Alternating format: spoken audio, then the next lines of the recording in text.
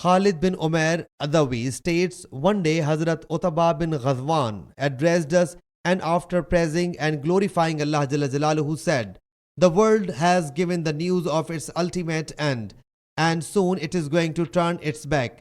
And now the world is left as much as some water is left in a vessel. And you are going to shift from it to the world that is everlasting. So you should shift with the best preparation.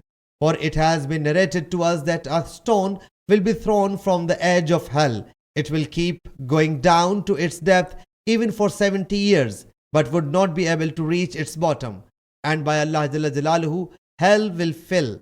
Does it feel strange to you? Undoubtedly, it has been narrated to us that there is 40-year journey between one part of the door of paradise and the other, and a day will come in paradise when it will be fully packed with the people.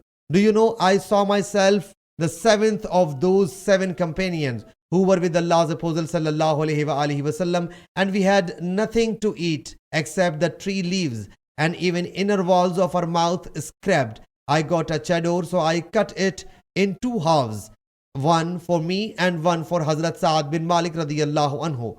Of one half I made a sarong, and of the other half Hazrat Sa'ad bin Malik made a sarong. But today each of us is a governor of some city. I seek the refuge with Allah Jalla Jalaluhu against considering myself great, whereas I am insignificant in Allah's view.